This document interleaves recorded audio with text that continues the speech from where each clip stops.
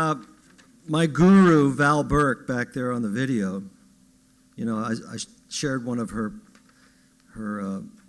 things she sent me in the mail again. She's been, coaching me. And I got to share that with everybody. A comfort zone is a beautiful place, but nothing ever grows there. That's a good one, huh? Thank you, Val. Keep sending them.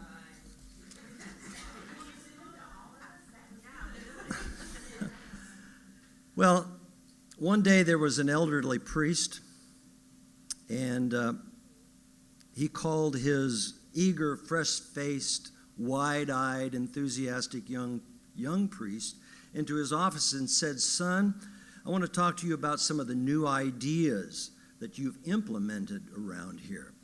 First, I want you to know that I think it was a really great idea to replace the first rows of hard wooden pews with plush, soft seats.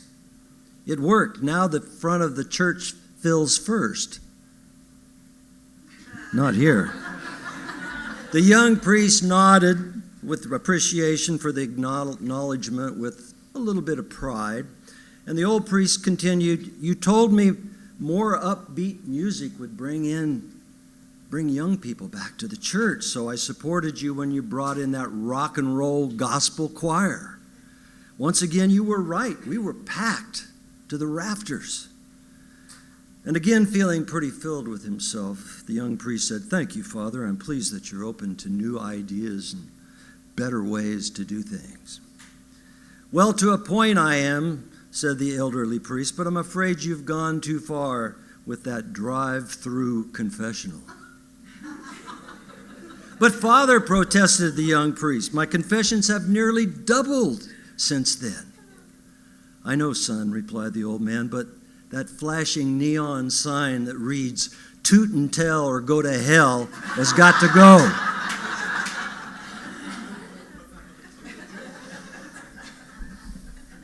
Too bad we can't use the hell thing here,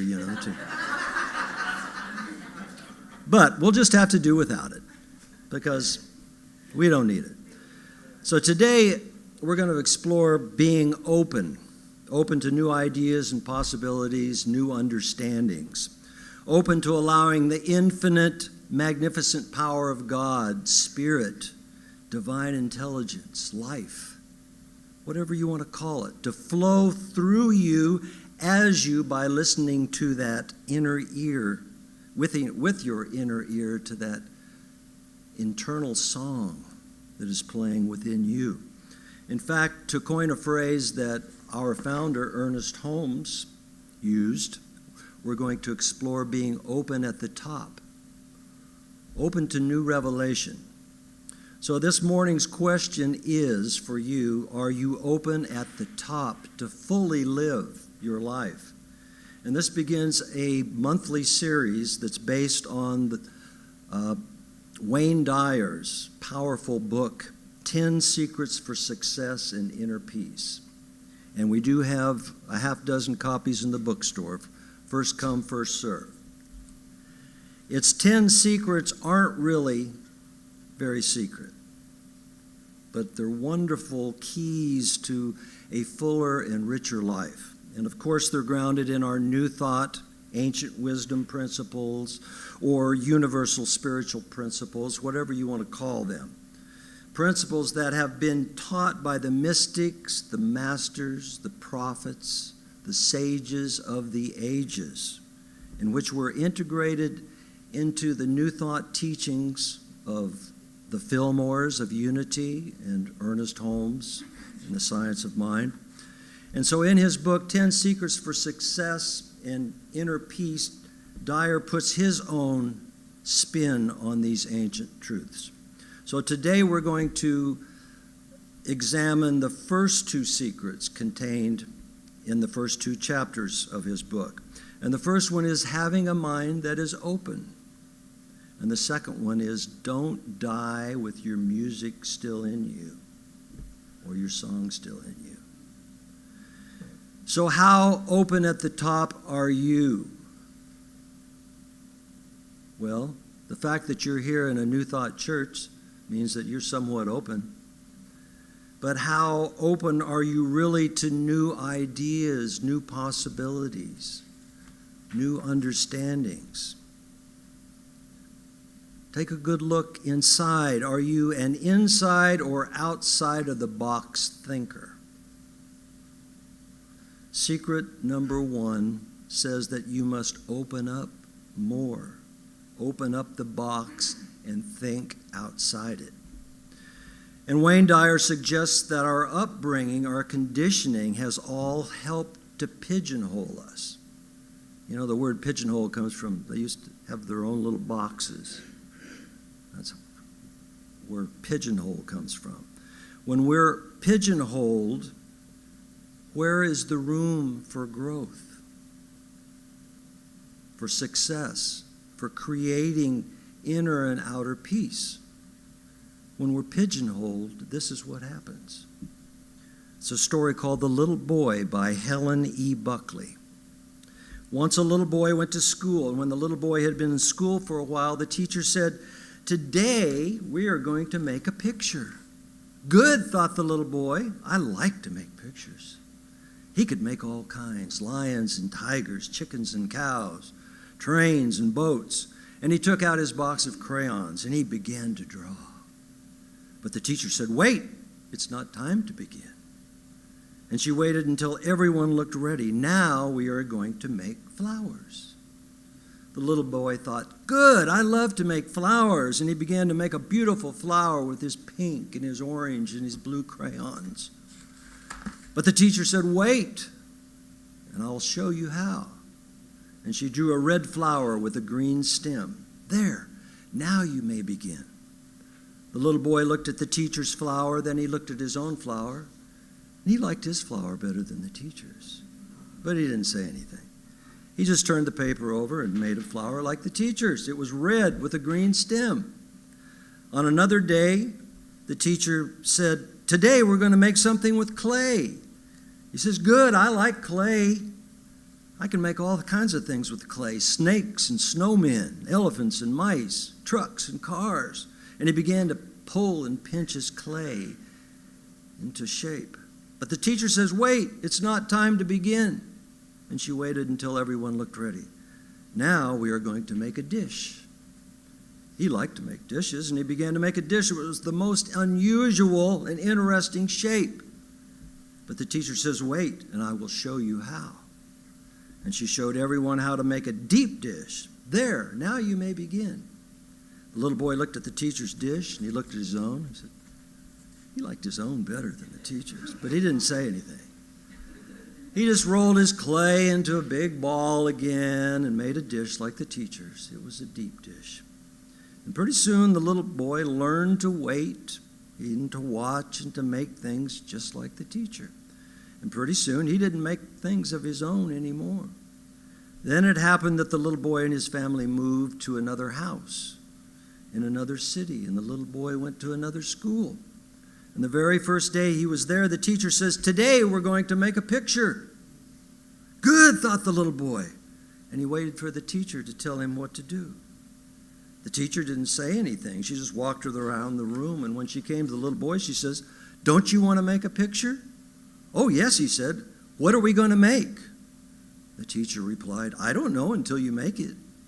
"How shall I make it?" asked the little boy. "Why, any way you like. In any color?" "Any color." "If everyone made the same picture and used the same colors, how would I know who made what and which was which?" "I don't know," said the little boy, and he began to make a red flower with a green stem. Now, this is definitely not a condemnation of teachers, but an example of how we get pigeonholed. Just think about our world 200 years ago. No electricity, no telephones, no airplanes, no space travel, no cell phones. Sounds pretty good. No computers, no internet. All of these things came into being because someone refused to be pigeonholed and thought outside of the box, allowing limitless possibilities to unfold. I've got a computer poem here for people that are over 40. I think that maybe 40, maybe 50, I don't know. A computer was something on TV from a science fiction show of note. A window was something you hated to clean, and a ram was the cousin of a goat. An application was for employment. A program was a TV show. A cursor used profanity. A keyboard was a piano. Memory was something that you lost with age. A CD was a bank account. And if you had a 3-inch floppy, you hoped nobody found out.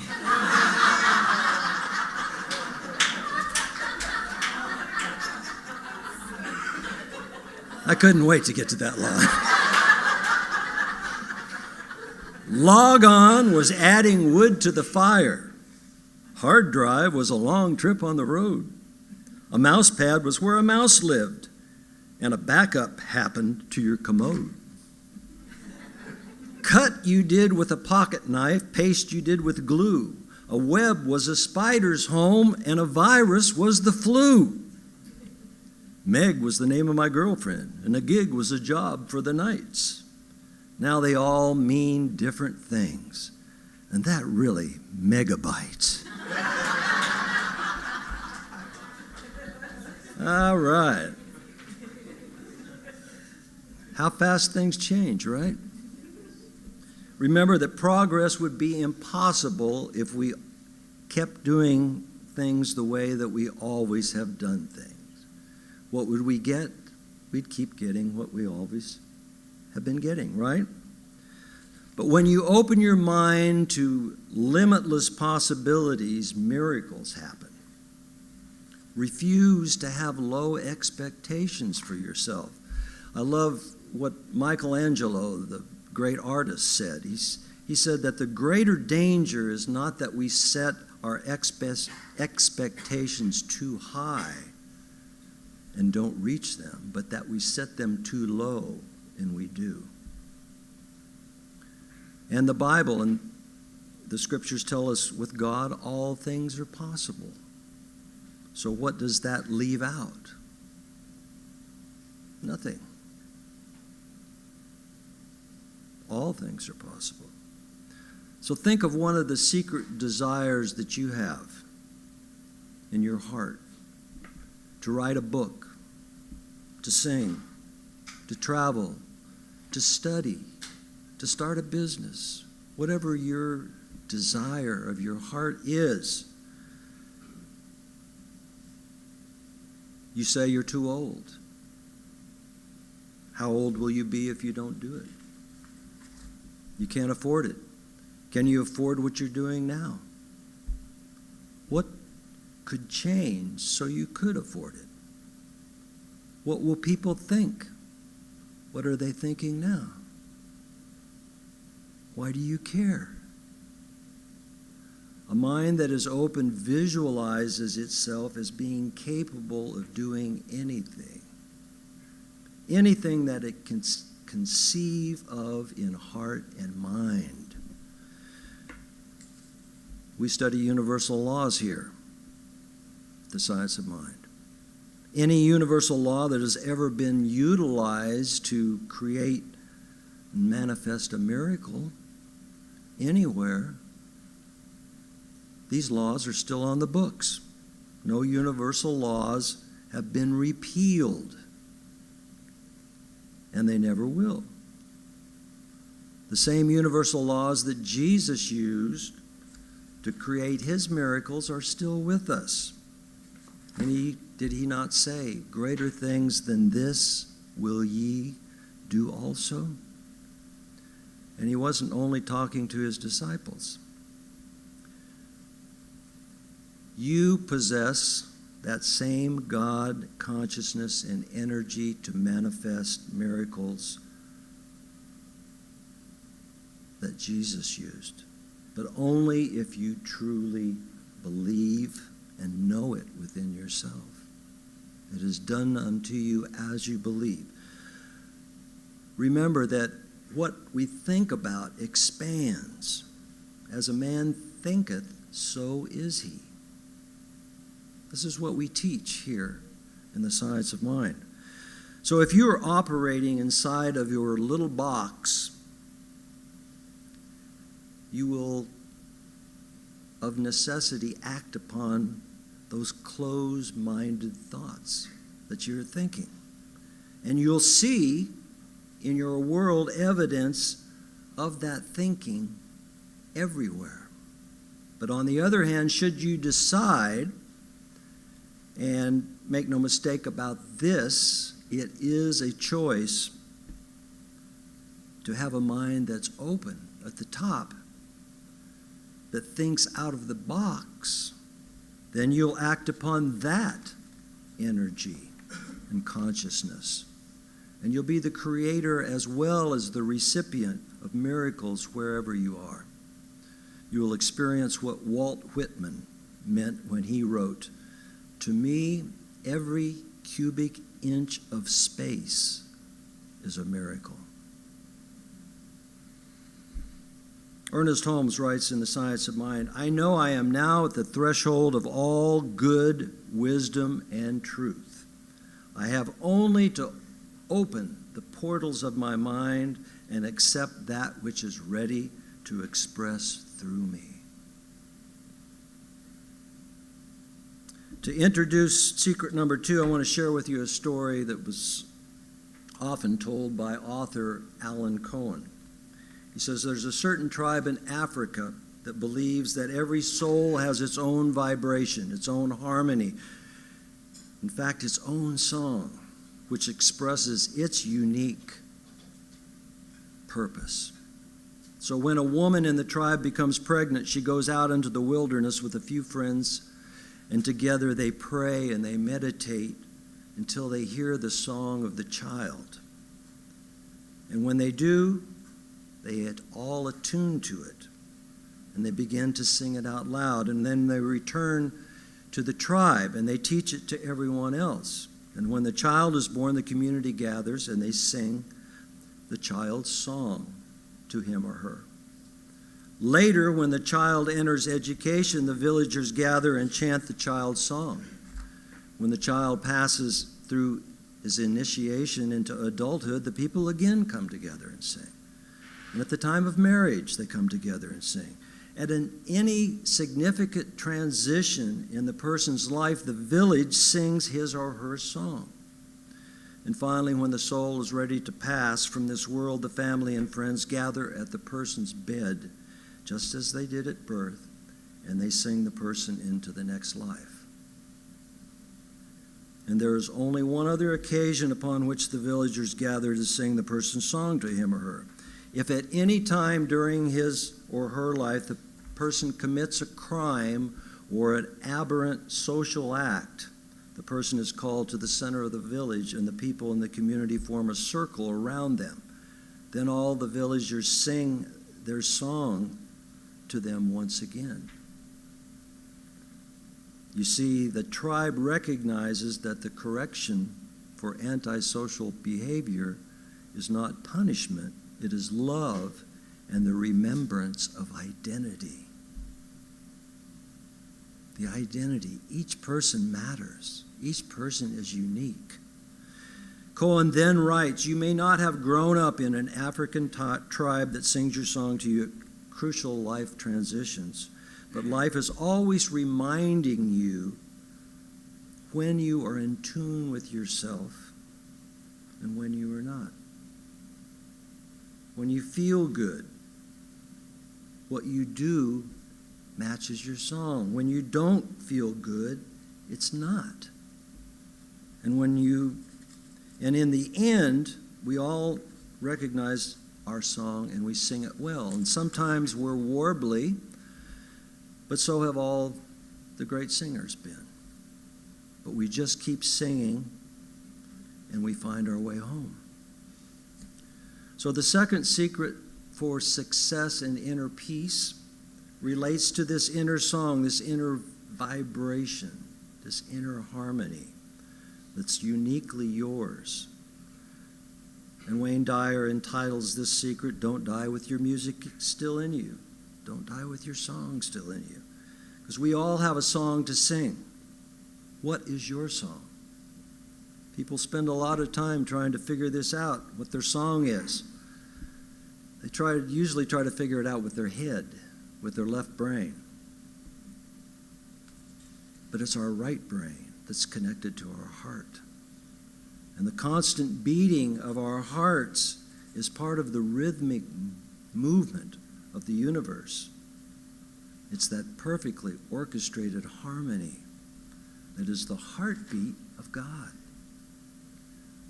Khalil Gibran, I love his writings. He says, "When you are born, your work is placed in your heart. Your song is placed in your heart." So what is your work? What is your song? Listen to the urges of your heart to know that. We live in a world that's part of an incredible system of intelligence in which every moving part coordinates with every other moving part. It's amazing. It's a universal life system in which everything is supported and balanced. And we call this universal life system God, the One. Each one of us, you and I, are moving parts in this universal life system here in this particular body that we inhabit. And when we showed up, it was precisely on time. So since everything is so delicately, finely, and precisely balanced throughout this entire system, we must have shown up here and now for a reason. And that reason is to sing our songs. Ernest Holmes, in the original Science of Mind textbook, wrote, "Back of all manifestation must be the desire to create, the urge to express. This is called the divine urge." You'll find your passion, your song, in what inspires you most. And the word inspire derives from the words in spirit. When you're inspired, you never have to ask about your purpose. You're living it. What is your passion? What stirs in your soul and makes you feel like you're totally in harmony with why you showed up here in the first place? Wayne Dyer writes, "Know this for certain. Whatever it may be, you can make a living doing it and simultaneously provide a service for others. I guarantee it." Wayne Dyer is giving you a guarantee.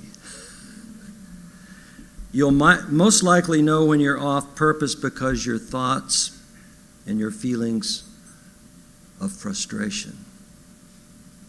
And we call that your divine discontent. But divine discontent is a marker. It's your soul. It's your soul's song trying to get your attention. And the only thing that will keep you from playing the music you hear and marching to your unique drumbeat is fear. And you've all heard that what the Course in Miracles says. There's only two basic emotions, fear and love. So we may fear the unknown and be hesitant to take risk in our lives. We may fear the disapproval of others or the disbelief of others. And also, I'm probably not alone in this one, there are others whose talent or passion has been short-circuited by the need to be perfect. So much so that the need to be perfect paralyzes us. And most of us who have experienced the need to be perfectionists are that way because we are so wary of the critics and appraisers. And Kelly, in her inner child group that she has, always says that the basis of perfectionism is shame. So what are we ashamed of? Well, I have good news for all of you, including myself. There's only one person in the entire universe who can express the talent, the song, the heart song in that unique way, and that one is you and me. No one else can fulfill that role in exactly the same way. The only way God can experience its earth song, sung the way you sing it, is through you. So if you don't sing it, it'll be a song unsung.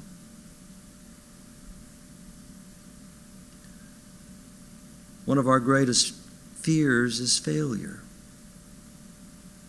That's a surprise, right? But failure is an illusion. No one ever fails at anything. Everything we do produces a result. If you drop a ball that is thrown to you, you haven't failed at ball catching. You've produced results, a dropped ball. So do you leave and moan about being a failure at catching a ball? Or whatever you want to do in life? Or do you say, throw it again, and ultimately you're catching the ball almost every time? According to prosperity guru Edwene Gaines, whom a lot of you have seen here at our center in the last year, she says there's only one word to say when we fail. It's the same word we use when a child is learning to walk and falls down. So whenever you fail, just say, oops. Because failure is failure is just a judgment, an opinion that stems from fear. And what's the antidote to fear? Love. Love for yourself, love for the talent and passion that you have, that you want to bring out in your life, love for others in the world. When you're filled with love, there's no room for fear. Fear knocked on the door. Love answered. No one was there. I love that one. Knock, knock.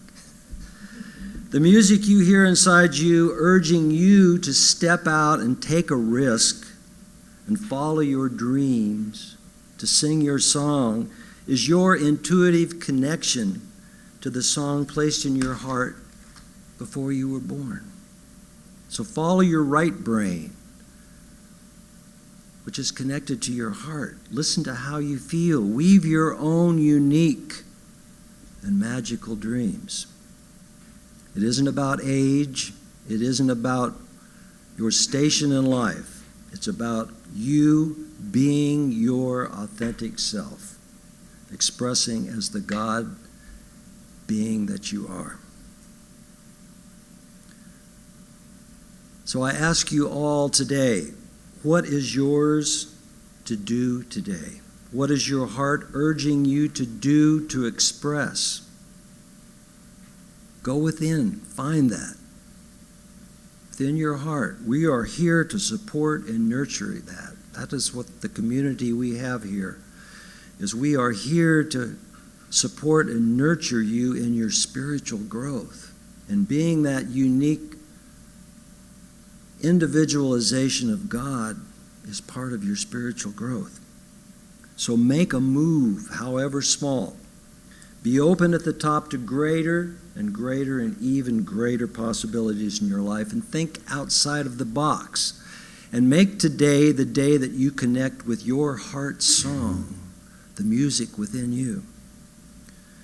I want to leave you with the words of Mother Teresa, who was definitely an out-of-the-box thinker and who definitely sang her own song. I love these words. Life is an opportunity. Benefit from it. Life is beauty. Admire it. Life is bliss. Taste it. Life is a dream. Realize it. Life is a challenge. Meet it. Life is a duty. Complete it. Life is a game. Play it. Life is a promise. Fulfill it. Life is an adventure. Dare it. Life is luck. Make it. Life is too precious. Do not destroy it. Life is life. Live it with everything you have in you. Life is a song. Sing it. And so it is.